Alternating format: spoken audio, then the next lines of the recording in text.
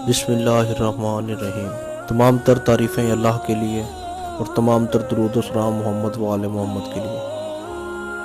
ہمتی ملکہ زبیدہ اپنے شاندار محل کی کھڑکی سے باہر کا نظارہ کر رہی تھی کہ اس نے بہلول کو نہر کے کنارے بیٹھے ہوئے دیکھا۔ وہ بچوں کی طرح ریت سے کھیل رہا تھا۔ کبھی وہ اس کی چھوٹی چھوٹی ڈھیریاں بناتا، کبھی انہیں کیاریوں کی شکل دیتا، کبھی ان گھروں میں کھڑکیاں اور دروازے بناتا۔ زبیدہ کچھ دیر اس کا یہ کھیل دلچسپی سے دیکھتی رہی، پھر اپنی چند کنیزوں کے ساتھ باہر آئی اور بہلول کے پاس آن کھڑی ہوئی اور اسے متوجہ کیا۔ بہلول، یہ کیا کر رہے ہو؟ بہلول نے سر اٹھا کر دیکھا۔ یہ میں جنت کے محل بنا رہا ہوں۔ اتنا کہہ کر وہ اپنے کام میں مصروف ہو گیا۔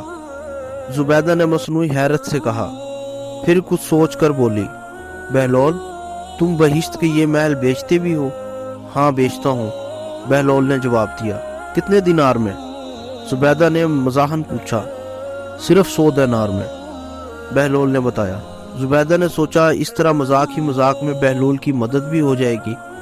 اس نے کنیزوں کو حکم دیا کہ بہلول کو 100 دینار ادا کر دیے جائیں اور بہلول سے بولی، بہلول، میں بھی ایک بہشت خریدنا چاہتی ہوں۔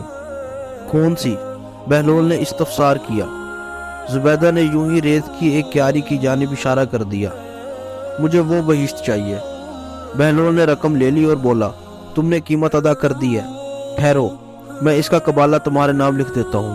زبیدہ ہنسی۔ میں اس وقت جلدی میں ہوں بہلول، تم اس کا قبالہ لکھ کر محل میں لے آنا۔ وہ اتنا کہہ کر آگے بڑھ گئی۔ بہلول بھی اپنی مٹی کی ڈھیریاں ڈھا کر اٹھ کھڑا ہوا اور وہ سب دینار اپنی جھولی میں ڈال کر ضرورت مندوں اور ناداروں کی تلاش میں نکل گیا۔ زبیدہ سب کچھ بھول کر اپنے معمولات میں مصروف ہو گئی۔ رات اپنے بستر پہ گئی، آنکھ لگی تو اس نے دیکھا کہ وہ ایک ایسے خوشنما باغ میں ہے جس کا تصور کرنا بھی محال ہے کہ وہ روئے زمین پر اس کی کوئی مثال ہو سکتی ہے۔ وہ حیران نظروں سے اسے دیکھتی کی دیکھتی رہ گئی۔ اس نے آہستہ آہستہ قدم اٹھائے اور ہر لحظہ حیرت میں ڈوبتی چلی گئی۔ اس نے چاروں طرف عظیم الشان محلات دیکھے جس کی دیواروں میں سترنگے جواہرات نگاہوں کو حیرا کر رہے تھے۔ چمن میں بہتی ہوئی نہروں کا پانی موتیوں جیسا شکاف تھا۔ گلستان کی بہار قابل دید تھی، کلیاں چٹک رہی تھیں، پھول کھل رہے تھے، فضائیں معطر تھی اور ہواؤں میں تازگی اور خوشگواری تھی۔ روشنی پھولوں سے بھری تھی اور اس کی مہک نرالی تھی۔ اتنی خوبصورتی، اتنا حسن اور دلکشی یکجا دیکھ کر زبیدہ حیران ہو رہی تھی کہ کچھ غلام اور کنیزیں سب باندھے قریب آئے، زرنگار کرسی بیٹھنے کے لیے پیش کی اور مدوانہ لہجے میں بولے، تشریف رکھیے۔ زبیدہ تصویر حیرت بنی ہوئی اس زرعی کرسی پر بیٹھ گئی۔ ایک کنیز آگے بڑھی اور اس نے ایک دستاویز چاندی کی سی تشتری میں رکھ کر زبیدہ کو پیش کیا۔ زبیدہ نے دستاویز اٹھائی اور ڈرتے ڈرتے اس پر نگاہ ڈالی۔ اس میں سونے کے حروفوں سے لکھا تھا، یہ قبالہ ہے اس بہشت کا جو بہلول نے زبیدہ کے ہاتھ فروخت کی ہے۔ اس کے ساتھ ہی اس کی آنکھ کھل گئی۔ وہ بہت دیر تک خواب کے سحر میں کھوئی رہی۔ اس کی آنکھوں میں وہ تمام فردوسی مناظر رقص کر رہے تھے۔ اس نے سوچا، غور کیا اور اسے یقین ہو گیا کہ اس نے جو کچھ دیکھا ہے وہ خواب کی صورت میں ایک بشارت ہے۔ بہلول کا وعدہ سچا تھا کیونکہ اس نے بہشت کا قبالہ لکھ کر دینے کا وعدہ کیا تھا، اور جیسے نظارے اس نے خواب میں دیکھے تھے وہ روئے زمین پر کہیں نہیں تھے۔ اس کا رواں رواں مسرت و شادمانی سے ناچ اٹھا۔ اس نے بے خودی میں ہارون کو جگایا اور پھولے ہوئے سانسوں کے درمیان بولی، ذل الہی، آج میں نے 100 دینار میں بہلول سے ایک بہشت خریدی تھی۔